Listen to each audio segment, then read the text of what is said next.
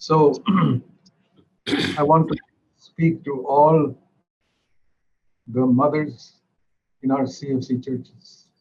நம்முடைய சிஎஃப்சி சபையிலே உள்ள எல்லா தாய்மார்களுக்கும் நான் வார்த்தையை பகிர்ந்து கொள்ள விரும்புகிறேன். The Bible says that it is the woman and not the man who builds the home. புருஷன் அல்ல ஸ்திரீதான் தன் வீட்டை கட்டுகிறாள் என்று வேதம் சொல்கிறது. Proverbs 14 verse 1. நீதிமொழிகள் 14:1.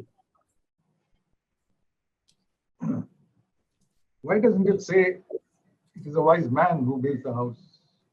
புத்தியுள்ள புருஷன் தன் வீட்டை கட்டுகிறான் என்று ஏன் சொல்லப்படவில்லை? It says a woman. ஒரு ஸ்திரீதான் தன் வீட்டை கட்டுகிறாள். But if she is foolish, she tear it down with her own hand. அவள் புத்தியில்லாதவளாய் இருந்தால் அதை இடித்து போடுகிறாள் என்று வாசிக்கிறோம். There are two reasons. அதற்கு இரண்டு காரணங்கள் உண்டு. The purpose of a home is to manifest the glory of the Lord Jesus Christ. ஆண்டவராகிய இயேசு கிறிஸ்துவின் மகிமையை வெளிப்படுத்துவதே ஒரு குடும்பத்தின் நோக்கமாய் இருக்கிறது. Now if I were to ask you, can you tell me what was the primary aspect of the glory of the Lord Jesus Christ? ஆண்டவராகிய இயேசு கிறிஸ்துவின் மகிமையின் பிரதானமான பகுதி என்ன என்று உங்களை நான் கேட்டால், it was not the miracles. அற்புதங்கள் அல்ல. Even the devil does miracles. ஏனென்றால் பிசாசும் கூட அற்புதம் செய்கிறான். Jesus said in the final days, people who did not even know him will say, we did miracles in your name. ஆண்டவரை அறியாதவர்களும் கூட கடைசி நாட்களிலே ஆண்டவரிடத்திலே வந்து உம்முடைய நாமத்தினாலே அற்புதம் செய்தோம் என்று சொல்வார்கள் என்று இயேசு சொல்லி இருக்கிறார். Not even the great sermons he preached. அவர் செய்த பெரிய பெரிய பிரசங்கங்களும் கூட அல்ல. The primary aspect of the glory of Jesus Christ is his humility and submission to his Father.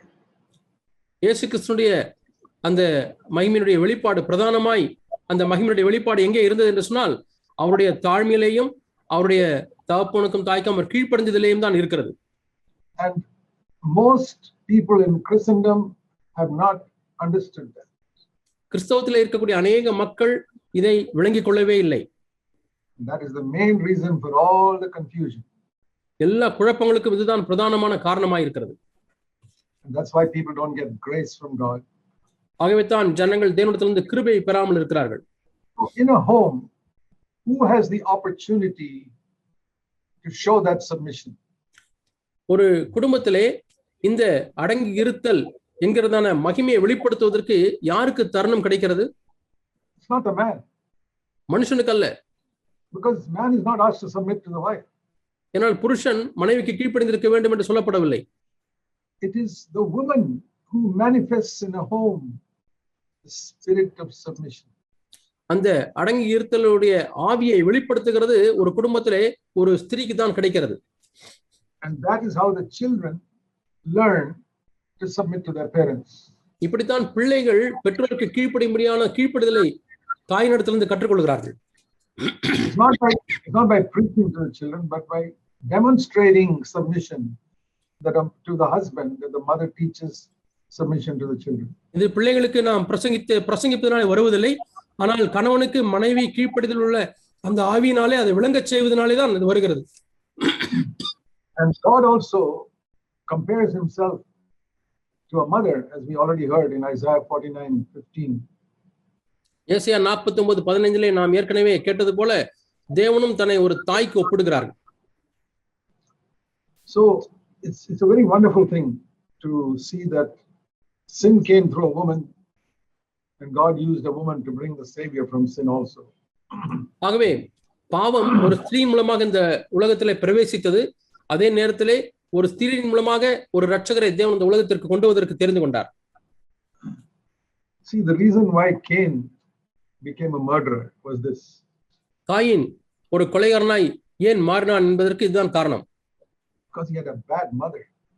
ஏனென்றால் அவனுக்கு ஒரு கெட்ட ஒரு தாய் இருந்தார்கள். Not only she sinned and went against her husband and took the fruit without consulting her husband. தன்னுடைய கணவனை கலந்து ஆலோசிக்காமல் அந்த பழத்தை சாப்பிட்டு தன்னை கணவன் விட்டு போய்விட்டது மட்டுமல்ல, but we read in Genesis 4:1. ஆதியாகமம் 4ஆம் அதிகாரம் 1ஆம் வசனத்திலே வாசிக்கிறோம், he gave birth to a child, Cain. காயினை பெற்றாள், கர்ப்பவதியாகி காயினை பெற்றாள் என்று வாசிக்கிறோம்.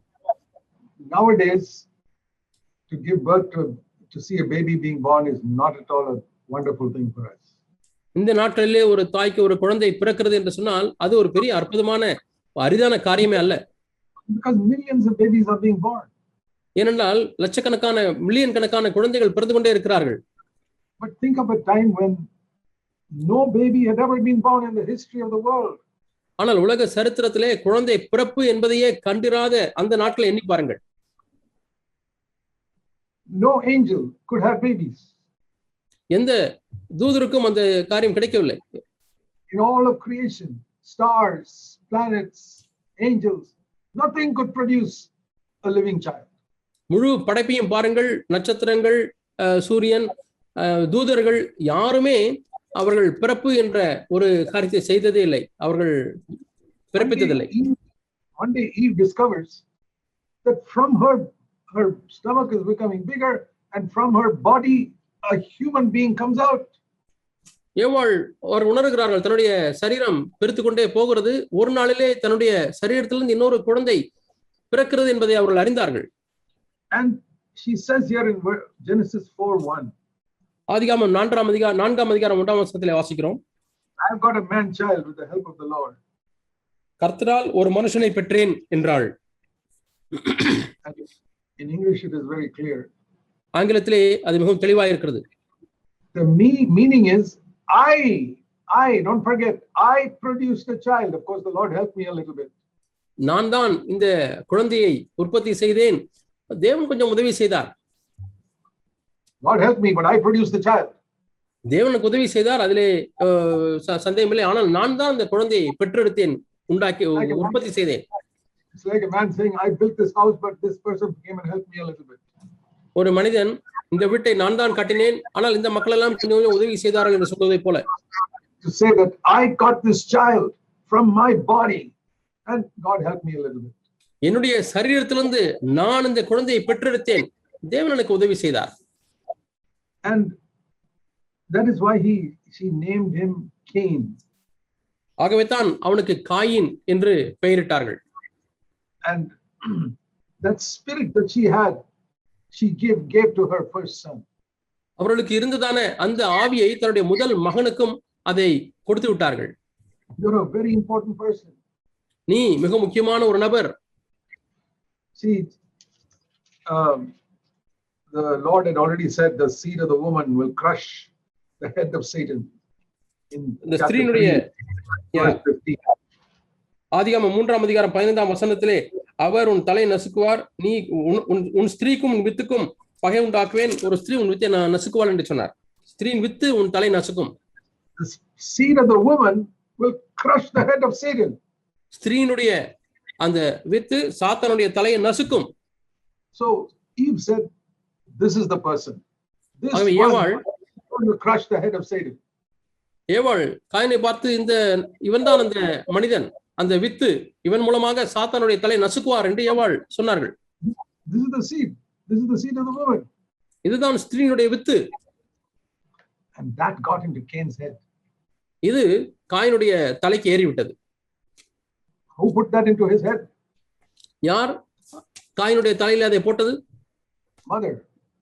தாய் தான் அதை புகுத்தினார்கள். You are going to crush Satan. நீ சாத்தானை நசுக்க போகிறாய். God said that. You're a very important person. தேவன் அதை சொன்னார், நீ ஒரு முக்கியமான ஒரு ஆள்.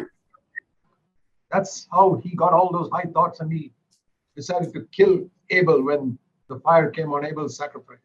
இப்படித்தான் அவனுக்கு மேட்டிமையான எண்ணங்கள் எல்லாம் வந்து விட்டது. அந்த ஆபேலுடைய பலியிலே தேவனுடைய அக்கினி வந்த பொழுது அந்த பொறாமையினாலே ஆபேலையே கொன்று விட்டார். He said, you're not the one, I am the one whom God has chosen. It's a false fire.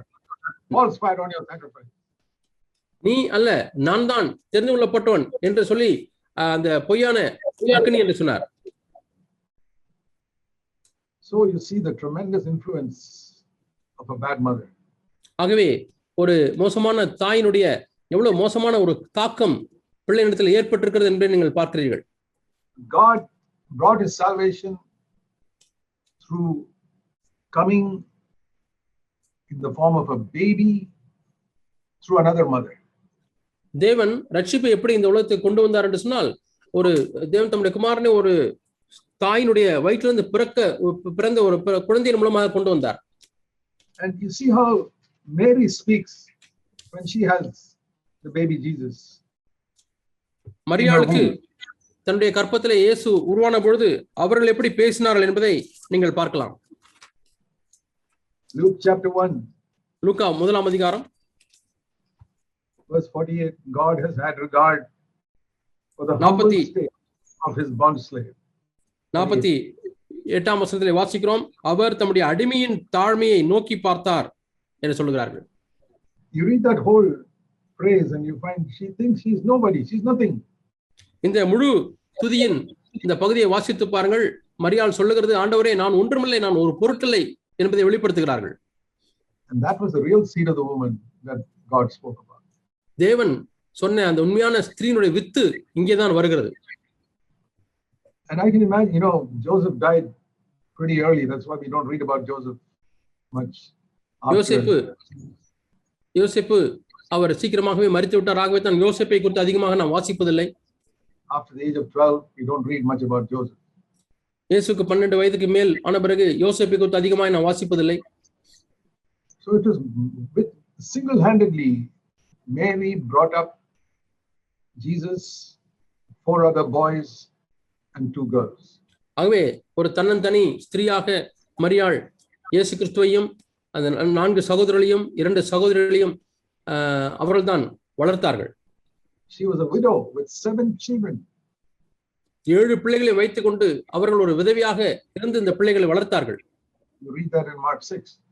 Mark 6ஆம் அதிகாரத்தில் அதை வாசியுங்கள். Jesus was the eldest.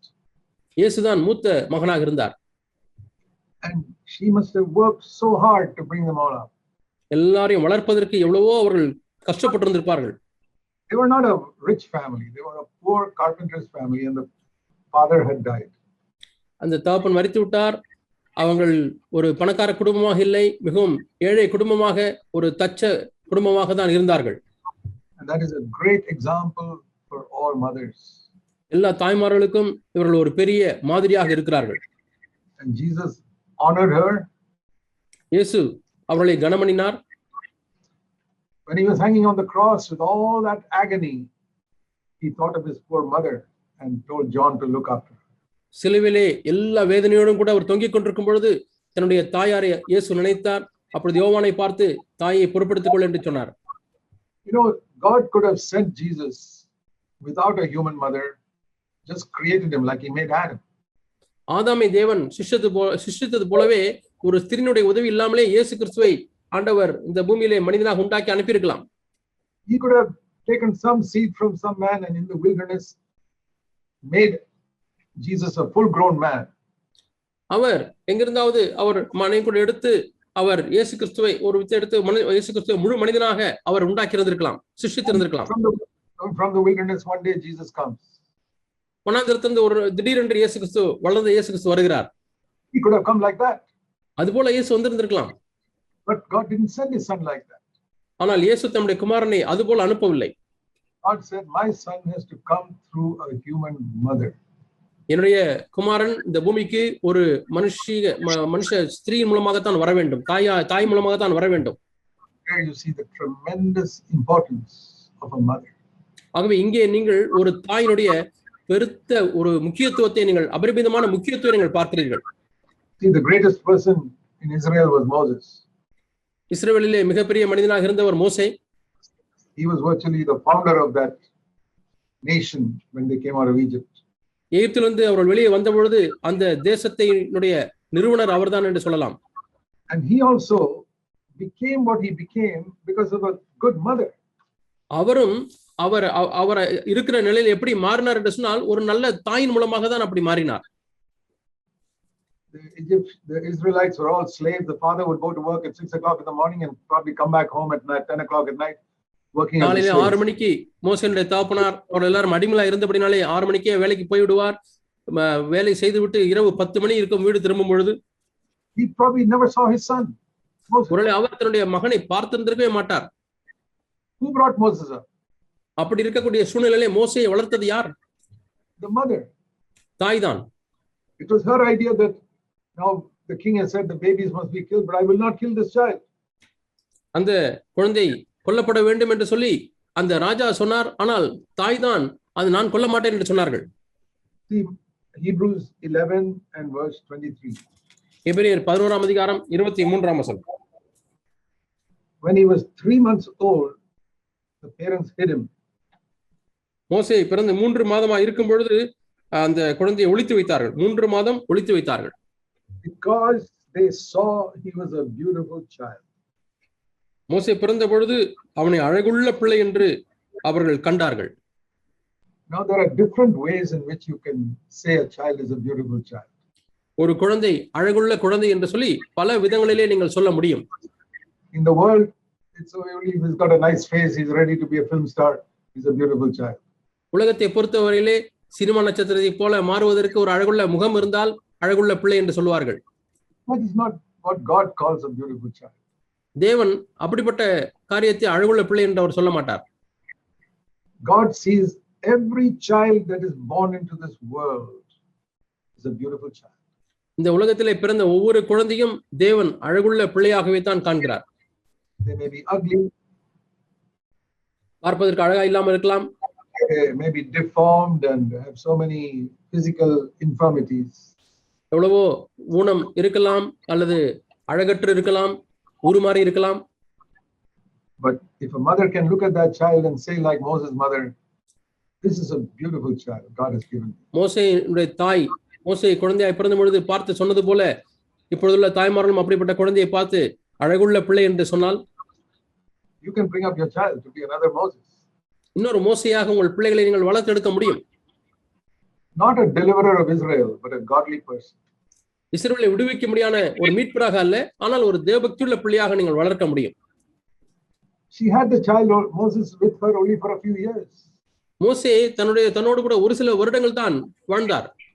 Maximum 10 years or 7 to 10 years. அதிகபட்சமாக 7-8 வருடங்கள் அல்லது 10 வருடங்கள் தான். And then she knew I have to give this child to Pharaoh's palace, to Pharaoh's daughter. மோசேயுடைய தாய்க்கு தெரியும் இந்த குழந்தையை இப்பொழுது பார்வோனுடைய அரண்மனையிலே கொண்டு போய் விட்டுவிட வேண்டும் என்று. But the Bible says in Proverbs 22:6, if you train up a child in the way it should go, when he's old, he will not depart from it. ஆனால் நீதிமொழி 22:6 வாசிக்கிறோம், பிள்ளையாண்டானை நடத்த வேண்டிய வழியிலே நடத்து, முதிர் வயதிலும் அவன் அதை விடாதிருப்பான் என்று வாசிக்கிறோம். What did Moses do? What did Moses' mother do? மோசேயுடைய தாய் என்ன செய்தார்கள்?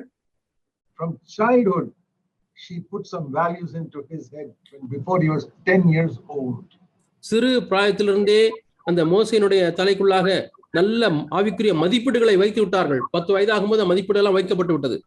And after that, 30 years in the most worldly palace did not pollute Moses. அதற்கு பிறகு 30 ஆண்டுகள் மிகவும் உலக பிரகாரமான ஒரு அரண்மனையில வாழ்ந்தாலும் கூட அது மோசேயினுடைய மனதை தீட்டுப்படுத்தவில்லை. All of you dear mothers in CFC churches, CFC சபைகளில் இருக்கக்கூடிய அருமையான எல்லா தாய்மார்களே, just think of this. இதை நீங்கள் எண்ணி பாருங்கள். Supposing you have your children with you only for 10 years at home. 10 ஆண்டுகள் மட்டுமே உங்களுடைய பிள்ளைகள் உங்களோடு கூட இருக்க போகிறார்கள் என்று எண்ணிக்கொள்ளுங்கள். And then he or she is going to go to the most worldly place in the world. அதற்கு பிறகு உங்களுடைய மகனோ மகளோ மிகவும் உலக பிரகாரமான மோசமான ஒரு இடத்திற்கு போகிறார்கள் என்று வைத்துக் கொள்வோம். Where there's a lot of money, lot of sin, நிறைய and many worldly pleasures. நிறைய பாவம் நிறைந்த இடம், பணம் நிறைந்த இடம், உலக சிற்றின்பங்கள் நிறைந்த இடம். What will your son be like at the age of 40? 40 ஆண்டுகள் வயதாகும் பொழுது உங்களுடைய மகன் எப்படி இருப்பான்? That depends on how you brought up that child in the first 10 years. அது எதை பொறுத்து இருக்கிறது? முதல் ஆரம்ப 10 ஆண்டுகளில் நீங்கள் எப்படி அந்த பிள்ளைகளை வளர்த்திருக்கிறீர்கள் என்பதை பொறுத்து தான் இருக்கிறது. Moses went to the most worldly place in the whole world, Pharaoh's palace.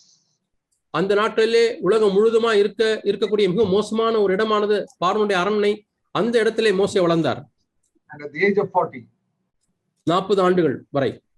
we read in Hebrews 11, he took 3 decisions. அவர் 40 வயது ஆகும் பொழுது எபிரேயர் 11ஆம் அதிகாரத்திலே அவர் 3 தீர்மானங்கள் எடுத்ததாக வாசிக்கிறோம். I don't want to be called the son of Pharaoh's daughter. பார்வோனுடைய குமாரத்தின் மகன் என்று நான் அழைக்கப்பட விரும்பவில்லை. I am a Jew. நான் ஒரு யூதன். I don't want the pleasures of sin, verse 25. 25ஆம் வசனத்திலே அநித்தியமான பாவ சந்தோஷங்கள் எனக்கு வேண்டாம் என்று சொன்னார். And third, I don't want all the riches of Egypt. எகிப்தினுடைய பொக்கிஷங்கள் ஐஸ்வர்யங்கள் எனக்கு வேண்டாம் என்று 3ஆம் தீர்மானம் எடுத்தார். There are three things that people in the world seek for. இன்றைக்கு இந்த 3 காரியங்களை தான் உலகத்தின் மக்கள் தேடுகிறார்கள்.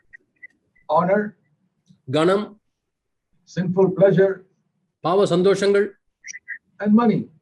பணம். Everybody in the world seeks for these three things. உலகத்திலே உள்ள ஒவ்வொருவரும் இந்த 3 காரியங்களை தேடுகிறார்கள். And those are the three things Moses refused here. இந்த 3 காரியங்களை மோசே மறுத்தார், எனக்கு வேண்டாம் என்று. How did he do that?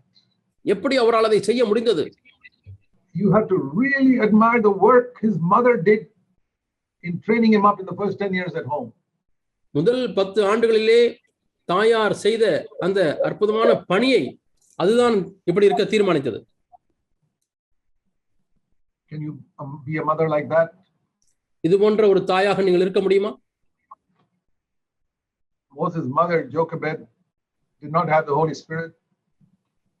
மோசேயுடைய தாயாருக்கு பரிசுத்த ஆவியானவர் இல்லை. There was not even an Old Testament in those days. அந்த நாட்களிலே பழைய ஏற்பாடு என்ற புத்தகம் கூட இல்லாமல் இருந்தது. No Bible, there was no church. ஒரு வேதாகமம் அப்பொழுது இல்லை, சபை என்று அப்பொழுது இல்லை. What they had heard from Abraham, Isaac and Jacob, those truths came down and she taught her son the fear of God. ஆபிரகாம், ஈசாக்கு, யாக்கோபு அவர்கள் மூலமாக தேவனுடைய சத்தியம் வந்தது. அவர்களிடத்திலிருந்து கற்றுக்கொண்ட காரியங்களை வைத்து தன்னுடைய மகனுக்கு தேவ பயத்தை அவர்கள் கற்றுக் கொடுத்தார்கள்.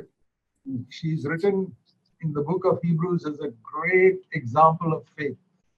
விசுவாசத்தின் மிகப்பெரிய ஒரு மாதிரி என்று நாம் எபிரேயரிலே நாம் அவரை குறித்து வாசிக்கிறோம்.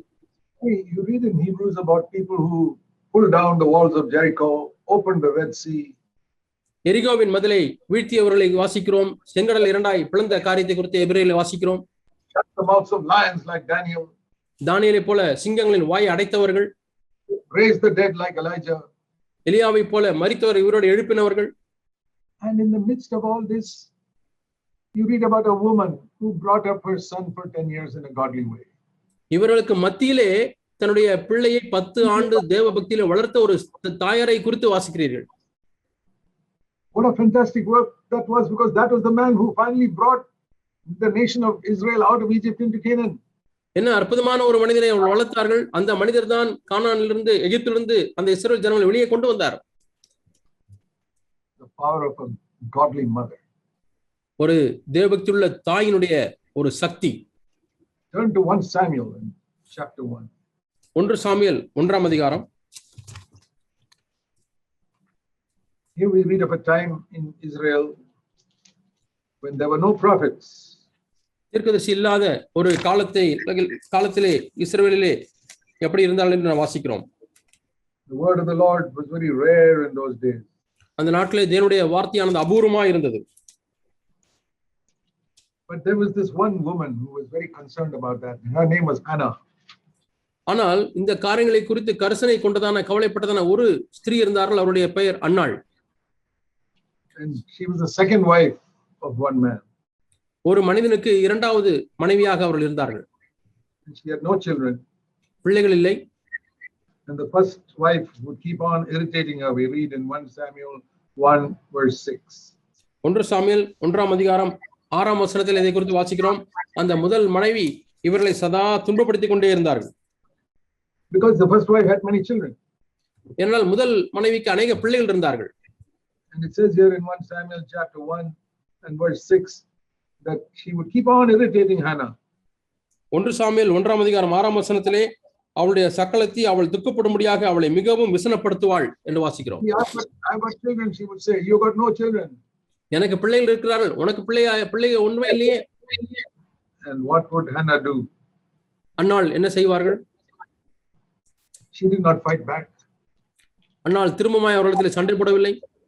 She went before the Lord and she wept verse 7. 7ஆம் வசனத்திலே வாசிக்கிறோம், கர்த்தருக்கு முன்பாக போய் அழுது கொண்டிருந்தார்கள். She went to the temple and continued to pray before the Lord, verse 12. நாம் 7ஆம் வசனத்தில் வாசிக்கிறோம், கர்த்தருடைய ஆலயத்திற்கு சென்று அவர்கள் தொடர்ந்து ஜெபித்துக் கொண்டே இருந்தார்கள். And she told the Lord, ஆண்டவரிடத்திலே சொன்னார்கள். in verse 11, 1 Samuel 1:11, 1 சாமுவேல் 1:11 வாசிக்கிறோம், give me just one son. ஆண்டவரே, ஒரு ஆண் பிள்ளையை நீர் எனக்கு தாரும். I will dedicate him to you for his whole life. அவன் உயிரோடு இருக்கும் சகல நாளும் நான் அவனை கர்த்தருக்கு ஒப்பு கொடுப்பேன் என்று சொன்னார்கள். You know, in the book of Ezekiel, God tells Ezekiel the two great men in Israel were Moses and Samuel. எசேக்கியேல் புத்தகத்திலே எசேக்கியேலை பார்த்து தேவன் சொன்னார், இரண்டு பெரிய தேவ மனிதர்கள், ஒன்று மோசே, இன்னொன்று சாலமோன் என்று சொன்னார். How did Samuel both of them became great men? Because they had a good mother. இந்த இரண்டு பேரும் எப்படி பெரியவர்களாய் மாறினார்கள்? ஏனென்றால் மோசேக்கும் சாமுவேலுக்கும் நல்ல தாய்மார்கள் இருந்தார்கள். So when she prayed and prayed and prayed and she finally got a child, அவர்கள் ஜெபித்து ஜெபித்து ஜெபித்து கடைசியாக ஒரு பிள்ளை கிடைத்தது. Some people, when they get what they want, they forget about the promise they make to God. சில மக்கள் தங்களுக்கு வேண்டியவை கிடைத்து விட்ட பிறகு தேவனுக்கு அன்று அவர்கள் நேர்ந்து கொண்ட அந்த வாக்கை மறந்து விடுகிறார்கள். I'm sure that Hannah did not find it easy to send her child at the age of 5 years old or something to be in the temple forever.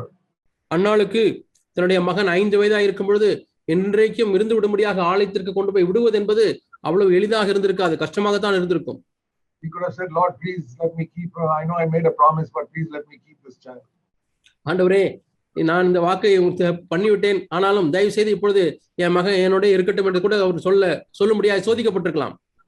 But she kept her word. ஆனால் தன்னுடைய வார்த்தையை அவர்கள் காத்து கொண்டார்கள்.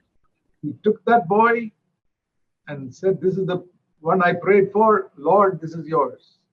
அந்த மகனை கொண்டு போய், ஆண்டவரே, இந்த மகன் உம்முடைய மகன் என்று சொன்னார்கள், உமக்கு சொந்தம்.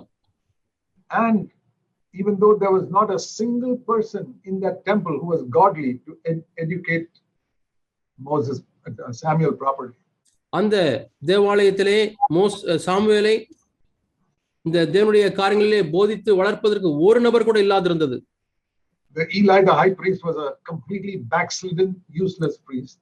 அந்த பிரதான ஆசாரியனாகிய ஏலி அவர் பின்மாற்றக்காரராய் ஒன்றுக்கும் பிரயோஜனம் இல்லாத ஒரு ஆசாரியராய் மாறிவிட்டார். And his sons who were living there were immoral and evil. அங்கே வாழ்ந்து கொண்டிருந்த ஏலியுடைய பிள்ளைகள் பொல்லாதவர்களும் ஒழுக்க நெறி தவறினவர்களுமாய் இருந்தார்கள். It was like Pharaoh's palace, filthy place. ஏரோவின் அரண்மனையை போலவே இருந்தது, பார்வோனுடைய அரண்மனையை போலவே இருந்தது Eli's house. ஏலியினுடைய வீடு. But Samuel grows up there. ஆனால் சாமுவேல் அப்படிப்பட்ட சூழ்நிலையை வளர்க்கிறார். And he hears the voice of God. அவர் தேவனுடைய சத்தத்தை கேட்கிறார். Who taught him to hear the voice of God? அவருக்கு தேவனுடைய சத்தத்தை கேட்பதற்கு சொல்லிக் கொடுத்தது யார்? His mother. அவருடைய தாய். His mother told him as a little child, my child, learn to listen to God. He can speak to little children also. Samuel சிறிய பையனா இருக்கும் பொழுதே கர்த்தாவே என்னோடு கூட பேசும், அவருடைய சத்தத்தை நீ கேட்க வேண்டும் என்று சொல்லிக் கொடுத்தார்கள்.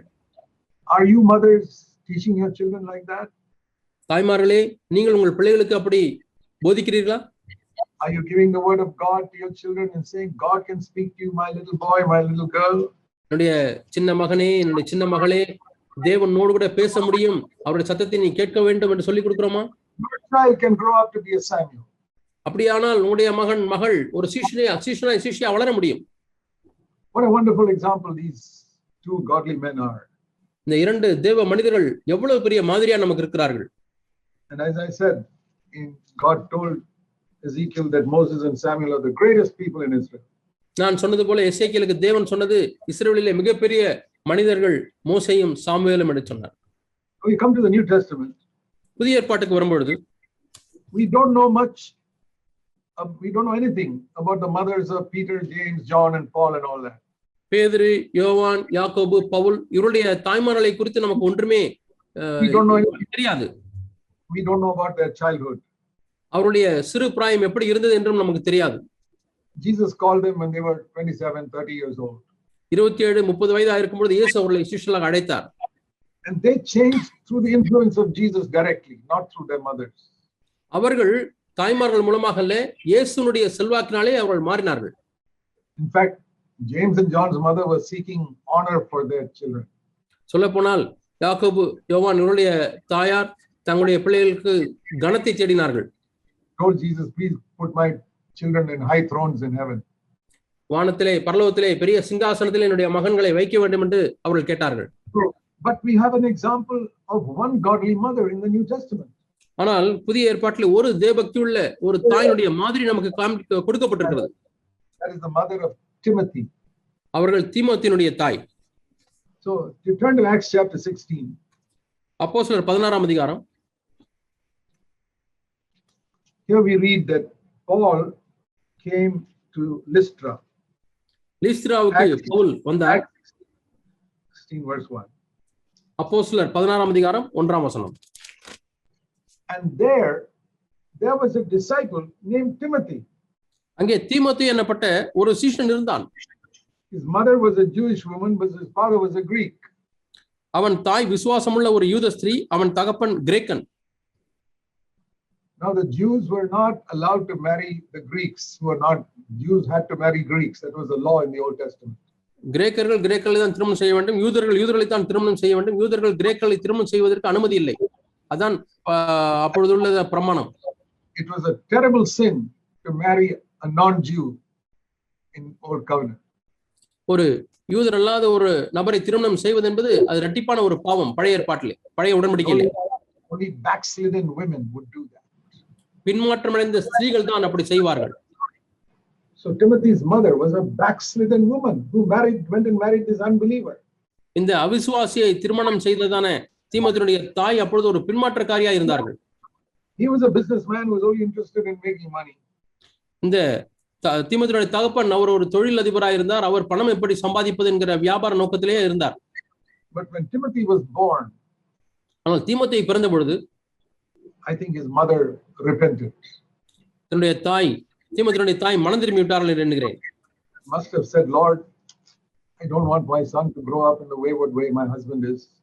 ஆண்டவரே, என்னுடைய கணவர் ஆண்டவரே ஒரு கெட்டுப்போன வழியில் நடக்கிறது போல என்னுடைய மகன் அப்படி வர வேண்டாம் ஆண்டவரே. Moses' mother, I don't know how much his father helped. Samuel's mother, I don't know how much his father helped. மோசேயினுடைய தாய்க்கு மோசேயினுடைய தகப்பன் எவ்வளவு உதவி செய்தார் என்று தெரியவில்லை. சாமுவேலுடைய தாய்க்கும் சாமுவேலுடைய தகப்பன் எவ்வளவு உதவி செய்தார் என்று தெரியவில்லை. But Timothy's father, we know he did not help at all. ஆனால் தீமோத்தேயுடைய தாய்க்கு தன்னுடைய கணவனிடத்தில் எந்த ஒரு உதவியும் கிடைக்கவே இல்லை. But she brought up this boy. ஆனால் அவர்கள் இந்த மகனை வளர்த்தார்கள். I can imagine she must have repented. Lord, I'm sorry that I went and married an unbeliever when I was a foolish young woman. ஆண்டவரே, நான் ஒரு புத்தியீன ஸ்திரியாக இருந்து ஆண்டவரே ஒரு அவிசுவாசியை போய் திருமணம் செய்து கொண்டேனே என்று சொல்லி அவர்கள் துக்கப்பட்டு மனம் திரும்பி இருப்பார்கள், மனஸ்தாபப்பட்டிருப்பார்கள். I repent of it. ஆண்டவரே, நான் இப்பொழுது அதுக்காக மனம் திரும்புகிறேன் சொல்லி மனம் திரும்பி இருப்பார்கள். Let me do something. Let me bring up this child for you. ஆண்டவரே, அதற்கு மாறுதரமாக கர்த்தாவே நான் இந்த பிள்ளையாவது தேவபக்தியில வளர்க்கட்டும் என்று சொல்லி இருந்திருப்பார்கள். We read in 2 Timothy chapter 1. 2 தீமோத்தேயு 1ஆம் அதிகாரம். Paul writes to Timothy. Pavul தீமோத்தேயுக்கு எழுதுகிறார். Let me tell you this.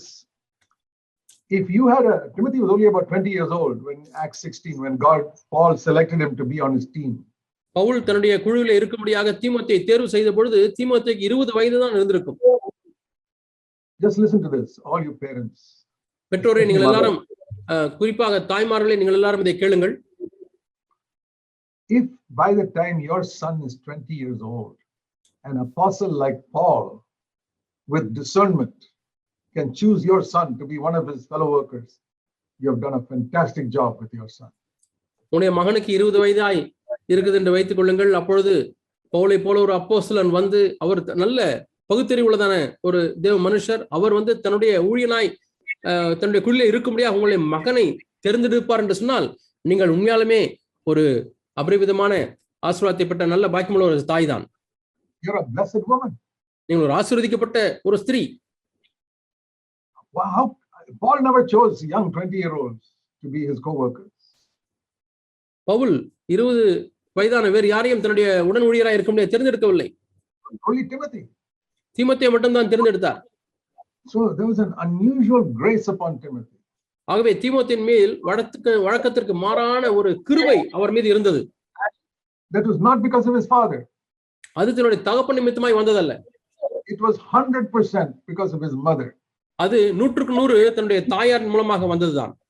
Remember, in those days there was no Bible like this. அந்த நாட்களிலே ஒன்றை நினைத்துக் கொள்ளுங்கள், இது போன்ற வேதாகமம் அவர்களுக்கு இல்லாதிருந்தது.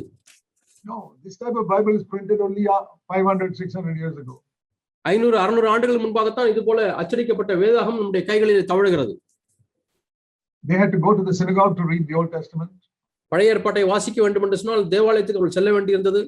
And they could hear from others what Paul and Peter and all preached. பவுலும் பேதுரும் என்ன பிரசங்கித்தார்களோ அவர்கள் மூலமாக தான் தேவனுடைய வார்த்தையை கேட்க முடிந்தது. They did not have a written Bible. அவர்களுக்கு எழுதப்பட்ட ஒரு வேதாகமம் இல்லை. And yet this woman brought up her son in the fear of God. ஆனாலும் இந்த ஸ்திரீ தன்னுடைய மகனை தேவ பயத்திலே வளர்த்தார்களே. And especially to have faith. குறிப்பாக அவர் விசுவாசமுள்ளவராய் வாழ வேண்டும் என்று வளர்த்தார்கள். See 2 Timothy chapter 1. 2 தீமோத்தேயு 1ஆம் அதிகாரம் verse 5. 5ஆம் வசனம். I am mindful, Timothy, of the sincere faith which was first in your grandmother Lois and in your mother Eunice, and I'm sure it is in you. அந்த விசுவாசம் முந்தி உன் பாட்டியாகிய லோவிசாலுக்குள்ளும் உன் தாயாகிய ஐனிக்கையாளுக்குள்ளும் நிலைத்திருந்தது, அது உனக்குள்ளும் நிலைத்திருக்கிறது என்று நிச்சயித்திருக்கிறேன். What was it that Eunice gave to her son Timothy? ஐனிக்கையாள் தன்னுடைய மகன் தீமோத்தேயுக்கு எதை கொடுத்தார்கள்? Faith. விசுவாசம். Not just a lot of Bible knowledge. அதிகப்படியான வேத அறிவு அல்ல. Are you mothers giving that to your children? தாய்மார்களே, உங்கள் பிள்ளைகளுக்கு நீங்கள் இதை கொடுக்கிறீர்களா? Not just read the Bible to them, not just pray with them. அவர்களோடு கூட வேதத்தை வாசிப்பது மட்டும் போதாது, அவர்களோடு கூட ஜெபித்தால் மட்டும் போதாது. To give them faith. That's what it says here. Eunice gave you faith. நீங்கள் அவர்களுக்கு விசுவாசத்தை கொடுக்க வேண்டும். இங்கே அப்படித்தான் வாசிக்கிறோம். ஐனிக்கையாள் தன்னுடைய மகனுக்கு விசுவாசத்தை கொடுத்தார்கள். How was that? இது எப்படி சாத்தியமாயிற்று? Timothy was a little boy. தீமோத்தேயு சிறு பையனா இருந்தார். Some problem in the home. வீட்டிலே சில பிரச்சனை வருகிறது. Some financial difficulty. சில பண நெருக்கடி. Eunice said, Timothy, let us pray to Jesus. ஐனிக்கையாள் தீமோத்தேயை பார்த்து, பாப்பா நம்ம இயேசுவை பார்த்து இயேசுவை நோக்கி நாம் ஜெபிக்கலாம். And mother and child prayed together to Jesus. தாயும் மகனும் இயேசுவை நோக்கி ஜெபிக்கிறார்கள். And in some wonderful way God provides their money. அற்புதமான விதத்திலே தேவன் அவர்களுக்கு வேண்டிய பணத்தை கொடுக்கிறார். Or when Timothy is sick. தீமோத்தேயு வியாதிப்பட்டிருக்கலாம். Or hurt himself by falling somewhere. அல்லது கீழே விழுந்து அடிபட்டிருக்கலாம். Eunice would have said, come, let's pray to Jesus. ஐனிக்கையாள் சொல்லியிருப்பார்கள், தீமோத்தேயு வா நம்ம இயேசுவிடம் ஜெபம் பண்ணலாம். And he's healed. தீமோத்தேயுக்கு சுகமாகி விட்டது. Numerous instances like that, Timothy got faith.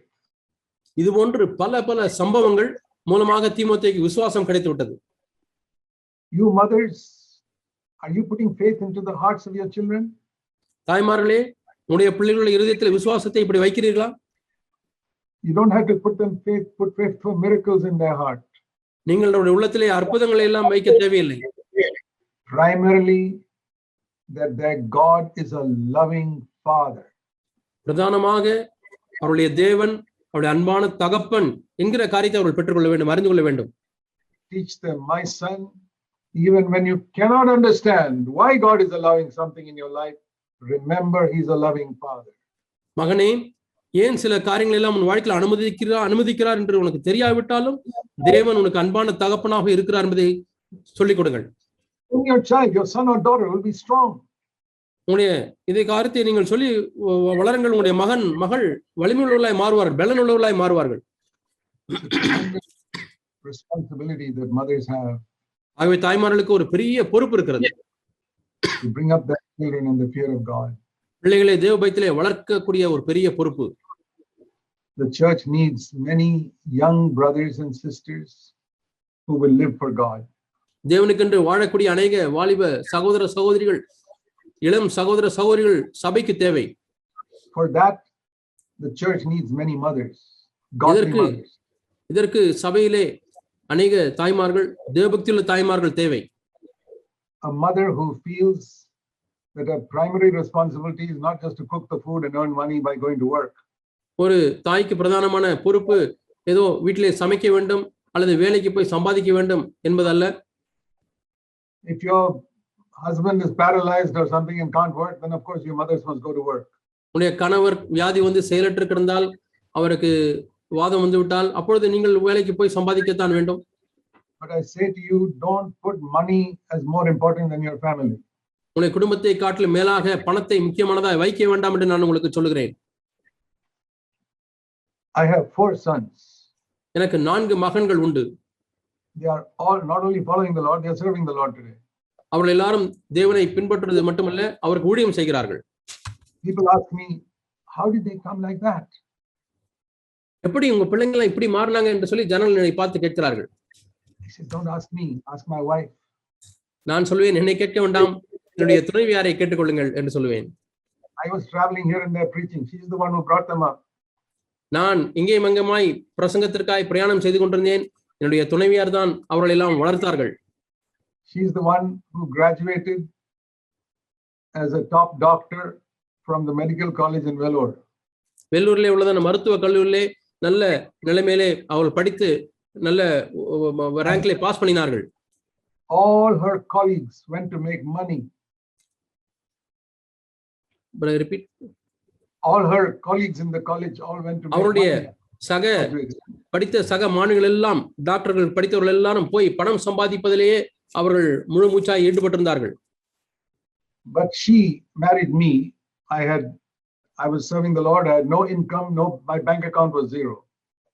ஆனால் அவர்கள் என்னை திருமணம் செய்ய தீர்மானித்தார்கள். அப்பொழுது எனக்கு வேலையிலே நான் தேவனுக்கு ஊழியம் செய்து கொண்டிருந்தேன். என்னுடைய வங்கி கணக்கில் இருந்த வங்கியிலே பணமும் இல்லை, வேலையும் இல்லை. For the first 4 years of my married life, we were very, very poor. எங்களுக்கு திருமணமான முதல் 4 ஆண்டுகள் நாங்கள் மிகவும் மிகவும் ஏழைகளாக இருந்தோம். We could not have money to buy clothes for ourselves. எங்களுக்கென்று துணிமணிகளை வாங்குவதற்கு பணம் இல்லை. We would tear up old cloth and make clothes for our little child. நாங்கள் கிழிந்து போன துணிகளை எடுத்து எங்களுடைய பிள்ளைகளுக்கு தைத்து துணிகளாக போட்டோம்.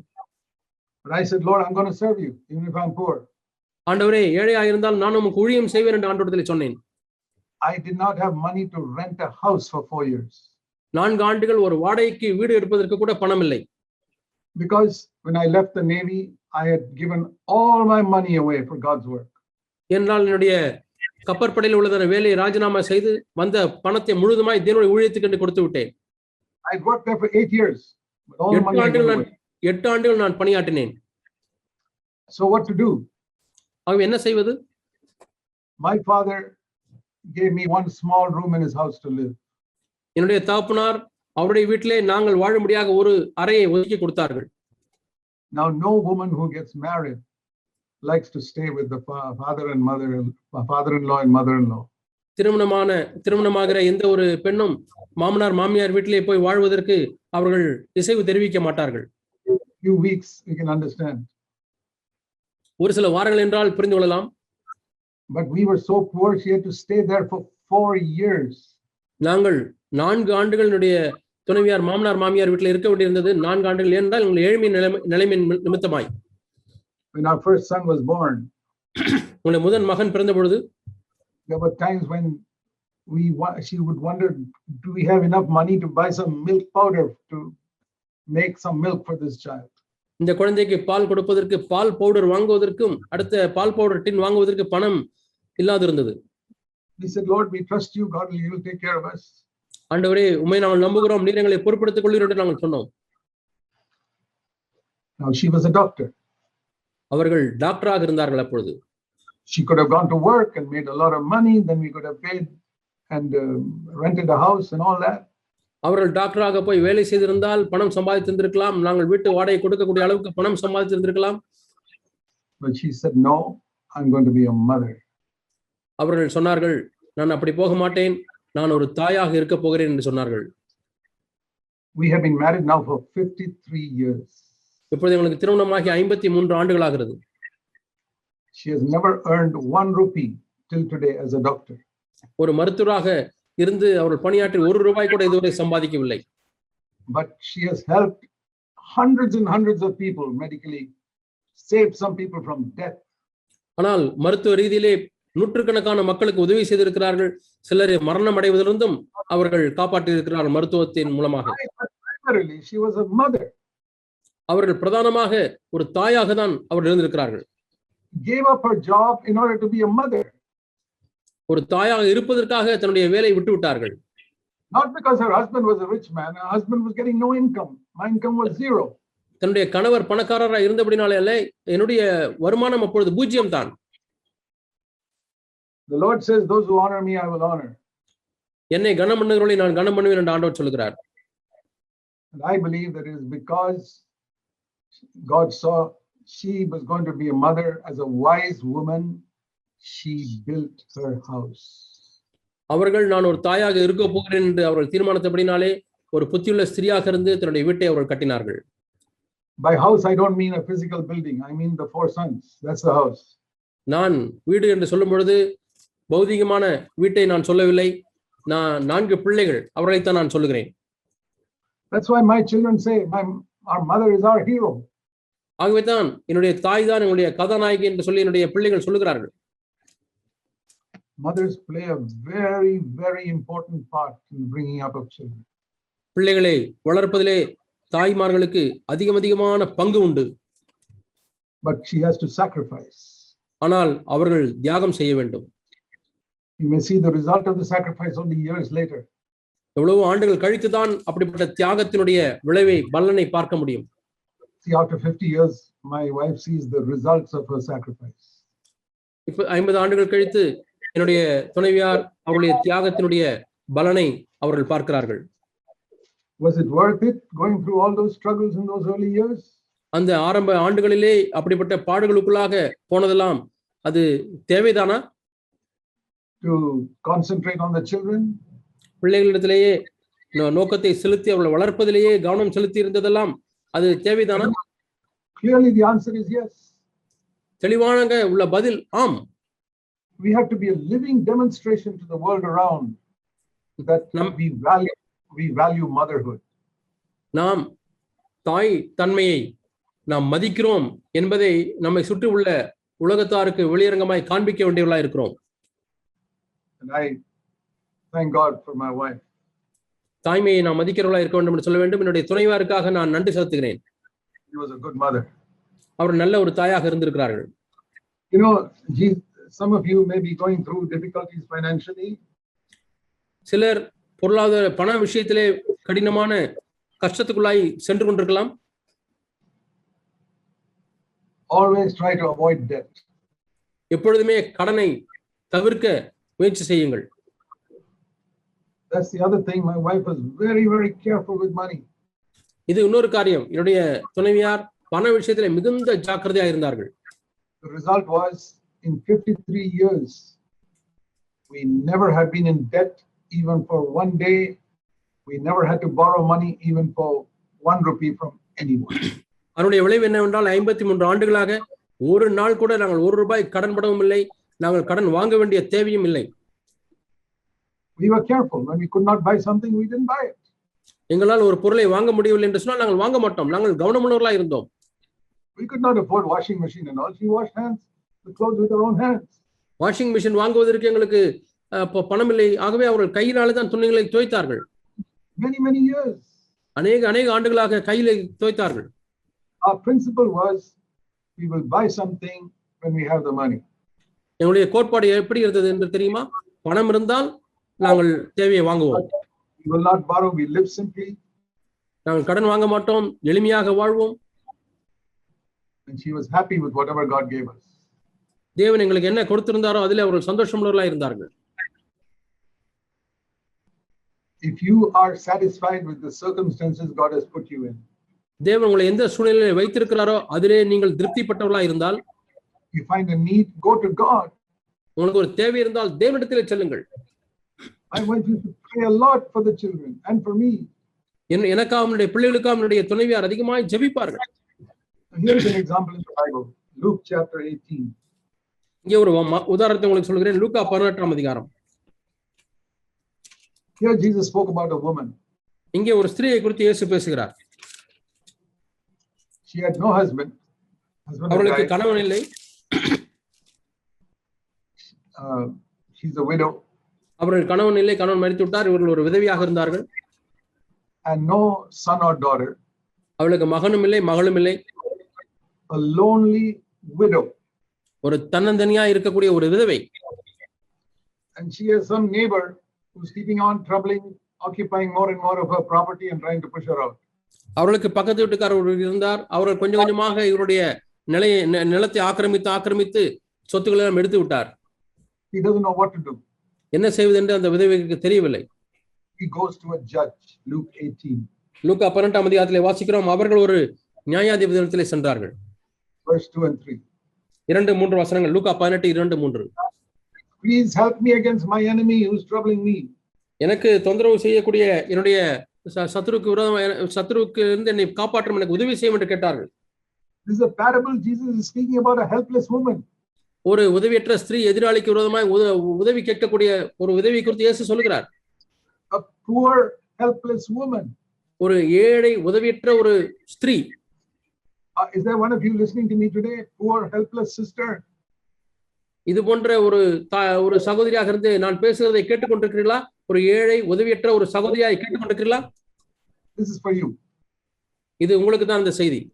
This is not for rich women who got huge amounts of money in their bank accounts. வங்கி கணக்கிலே அதிகமாய் பணம் வைத்திருக்கொண்டிருக்கக்கூடிய பணக்கார ஸ்திரீக்கு அல்ல. Or who got husbands. அல்லது கணவருக்கு நல்ல பணக்கார கணவன் பணம் வைத்திருக்கலாம், அவர்களுக்கு அல்ல. Helpless weak women. உதவியற்ற பலவீனமான ஒரு பெண்மணி. There's a very important lesson here. இங்கே ஒரு மிக முக்கியமான ஒரு பாடத்தை கற்றுக்கொள்கிறோம். The judge says don't trouble me. She keeps on going until she gets what she wants.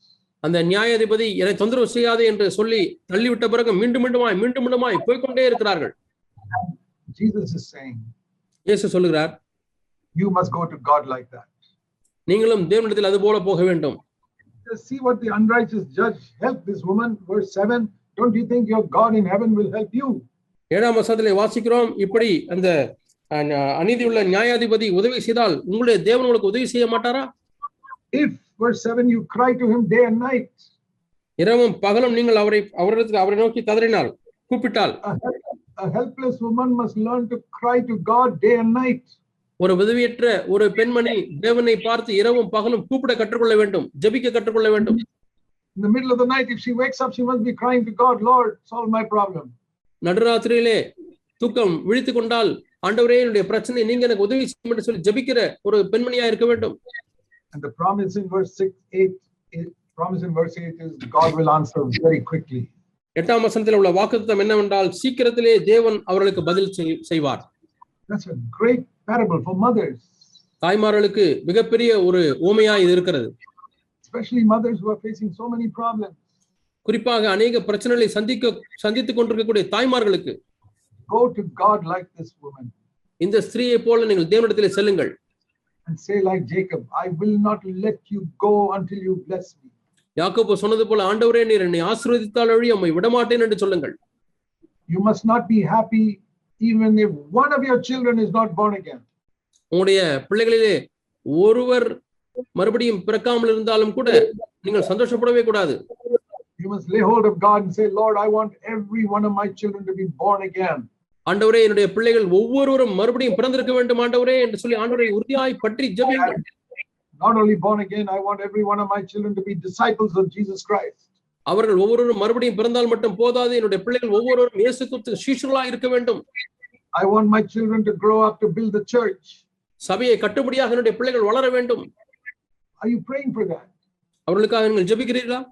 And if you have a daughter, உங்களுக்கு ஒரு மகள் இருந்தால், Lord, I want my daughter to grow up to marry a godly man who will build the church.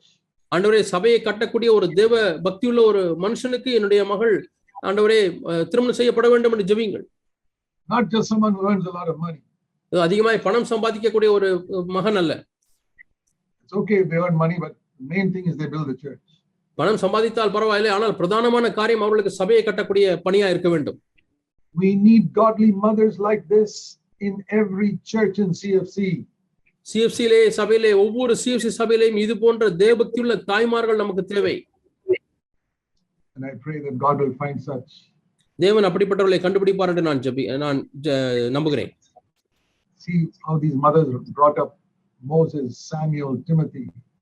மோசே, Samuel, தீமோத்தேயு எல்லாம் எப்படி வளர்த்தார்கள் பாருங்கள் அவருடைய தாய்மார்கள். And how Mary brought up Jesus. இயேசு எப்படி தன்னுடைய தாயார் மரியாள் வளர்த்தார்கள்.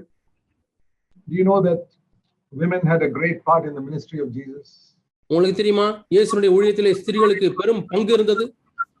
In the Old Testament, women did not have much of a ministry.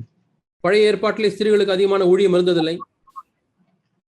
But let me show you just 2 examples and then I'll close. 2 மாதிரிகளை உங்களுக்கு காண்பித்து நான் முடிக்க விரும்புகிறேன். Number 1, Luke chapter 8. முதல் மாதிரி லூக்கா 8ஆம் அதிகாரம். Jesus worked as a carpenter for 30 years.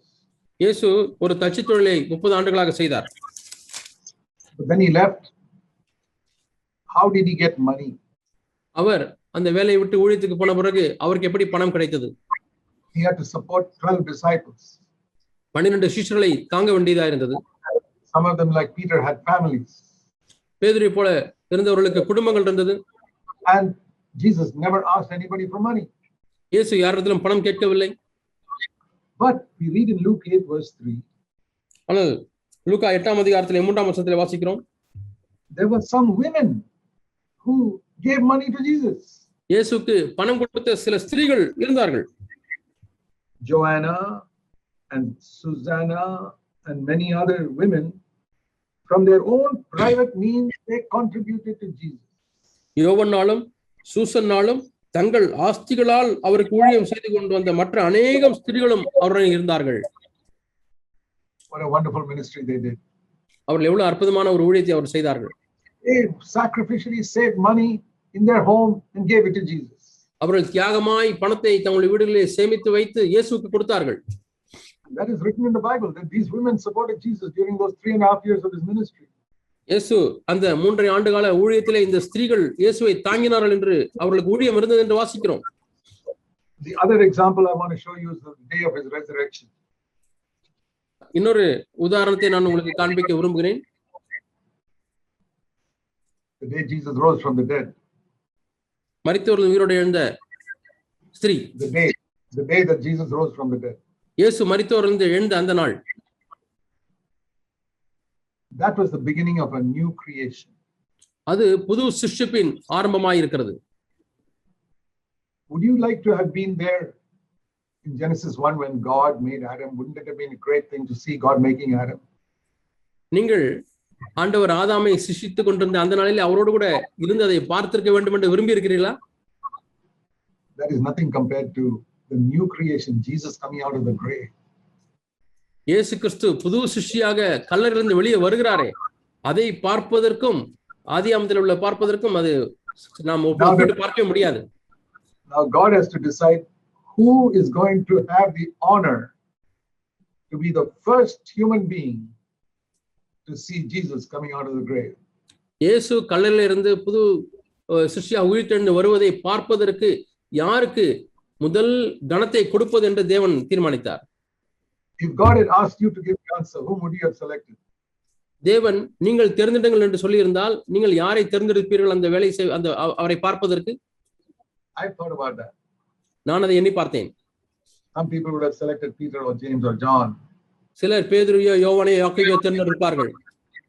I would have selected Jesus' mother Mary because she suffered such a lot.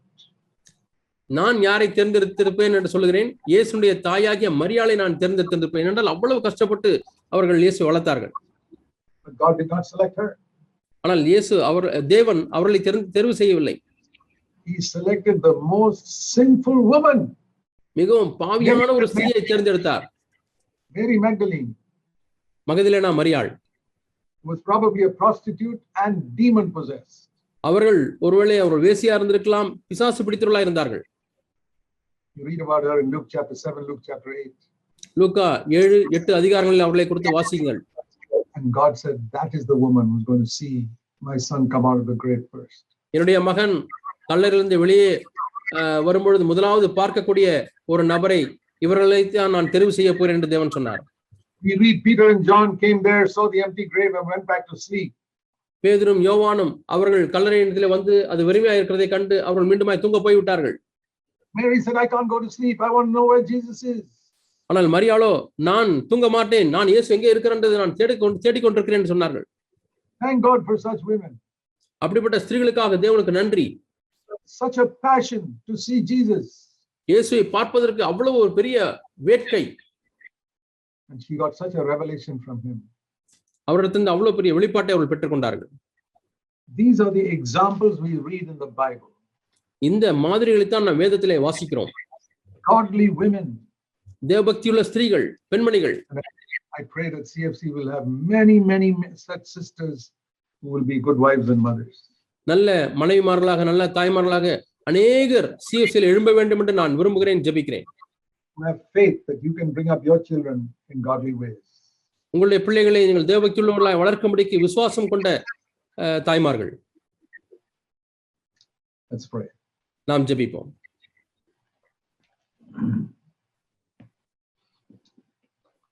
Lord, I want to thank you for every mother in CFC. ஆண்டவரே, CFCயில் இருக்கக்கூடிய ஒவ்வொரு தாய்க்காகவும் நான் ஜெபிக்கிறேன். I don't know what it is to be a mother, but I know it's a very difficult job. ஆண்டவரே, ஒரு தாயாக இருப்பது என்றால் என்ன என்று எனக்கு தெரியாது, ஆனால் அது ஒரு கடினமான பணி என்று மட்டும் எனக்கு தெரியும் ஆண்டவரே. And I thank God for every single mother in CFC today. ஆண்டவரே, CFCயிலே இன்றைக்கு இருக்கக்கூடிய ஒவ்வொரு தாய்க்காகவும் நான் ஜெபிக்கிறேன். For the sacrifices they have made. அவர்கள் செய்த தியாகங்களுக்காக ஆண்டவரே நன்றி. And I pray that they will all have the joy of seeing every one of their children becoming disciples of Jesus Christ. ஆண்டவரே, தங்கள் பிள்ளைகள் ஒவ்வொருவரும் சீஷர்களாக மாறக்கூடிய ஒரு பாக்கியத்தை அவர்கள் பெற்றுக்கொள்ளும்படியாக நான் ஜெபிக்கிறேன். We pray that we will have mothers with faith in our churches. ஆண்டவரே, எங்கள் சபைகளிலே விசுவாசம் கொண்ட தாய்மார்கள் இருக்கும்படியாக நான் ஜெபிக்கிறேன். Mothers who will put godly values into the children. பிள்ளைகளுடைய மனதிலே ஆவிக்குரிய மதிப்பீடுகளை புகுத்தக்கூடிய தாய்மார்கள். And who will be an example in their homes. தங்களுடைய குடும்பங்களிலே மாதிரியாக இருக்கக்கூடியவர்கள். Help us, Lord, to have many such mothers in our churches. எங்கள் சபைகளிலே இப்படிப்பட்ட அநேக தாய்மார்கள் இருக்கும்படியாக ஆண்டவரே எங்களுக்கு உதவி செய்யும். We pray that you will raise up such wonderful godly mothers in Tamil Nadu. தமிழ்நாட்டிலே இப்படிப்பட்ட தேவபக்தியுள்ள தாய்மார்களை எழுப்பும்படியாக நாங்கள் ஜெபிக்கிறோம் ஆண்டவரே. We pray in Jesus' name. இயேசுவின் நாமத்தில் ஜெபிக்கிறோம் பிதாவே. Amen. Amen. Amen. Thank you, sisters, for your patience in listening to this long sermon. பெரிய பிரசங்கத்தை பொறுமையோடு கேட்ட சகோதரர்களுக்காக நான் நன்றி செலுத்துகிறேன். God bless you all. தேவன் எல்லாரையும் ஆசீர்வதிப்பாராக.